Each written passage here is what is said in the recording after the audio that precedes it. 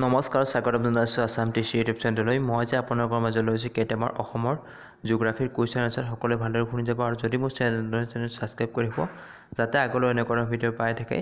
মই ইয়াৰ আগত জিঅ'গ্ৰাফিৰ হিষ্ট্ৰীৰ কেইবাটা পাৰ্ট যদি চোৱা নাই চাব আৰু মই সকলোকে এটা অনুৰোধ কৰোঁ যে মই গোটেই দিনটো আপোনালোকক সহায় কৰাৰ কাৰণে মই এই কুৱেশ্যনবোৰ কালেকশ্যনত ব্যস্ত হৈ থাকোঁ। সকলোৱে যাতে মোক এটা ছাবস্ক্ৰাইব দি চেনেলটো অতি সোনকালে 1K হোৱাত সহায় কৰে তাৰে আশা কৰিলোঁ, কিয়নো মই প্ৰায় এটা বছৰ কষ্ট কৰিলোঁ, বৰ্তমানো মই 1K ছাবস্ক্ৰাইব কৰিবলৈ পৰা নাই, কাৰণ আপোনালোকে ভিডিঅ'বোৰ চাই কিন্তু ছাবস্ক্ৰাইব নকৰে।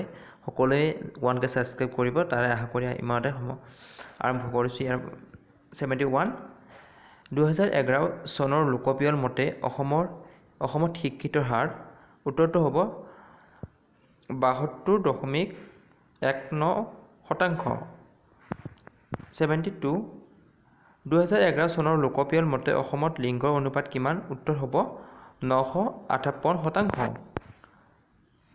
73 2011 চনৰ লোকপিয়ল মতে অসমৰ নগৰত বাস কৰা লোকৰ সংখ্যা উত্তৰ হ'ব 14.09%।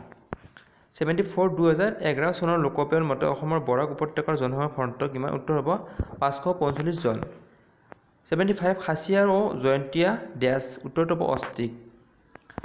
76 বড়ো, মিচিং, ৰাভা, তিৱা ইত্যাদি জনগোষ্ঠী সকলো ডেছ উত্তৰটো হ'ব মংগোলিয়ানসকল। 77 অসমৰ আহোম লোকসকল ডেছ জনগোষ্ঠীৰ লোক উত্তৰ হ'ব মংগোলিয়ন। 78 আহোমসকলে অসমত প্ৰায় ডেছ ৰাজত্ব কৰিছিল উত্তৰটো হ'ব 600 বছৰ।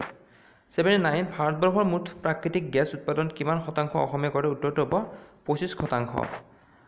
80 অসমত কৃষিকাৰ্যৰ জড়িত লোকৰ সংখ্যা কিমান? উত্তৰটো হ'ব 75%। আজিৰ পাৰ্টত ইমানখিনি আছিল। মই ইয়াৰ পিছত আৰু কেইবাটাও জিঅ'গ্ৰাফী দিম, তাৰে পিছত মই ৰিজনিঙৰো দিম বুলি ভাবিছোঁ। যদি সকলোৱে চেনেলটো 1K হোৱাৰ পিছত মই ৰিজনিঙৰ কুৱেশ্যন দিম, তোমালোক এনেকুৱা ধৰণে বুজাই দিম, অতি সহজে বুজাই দিম, সকলোৱে ভালকৈ পঢ়িব আৰু চেনেলটো 1K কৰা। 1Kৰ পিছত মই ৰিজনিংখিনি দিম।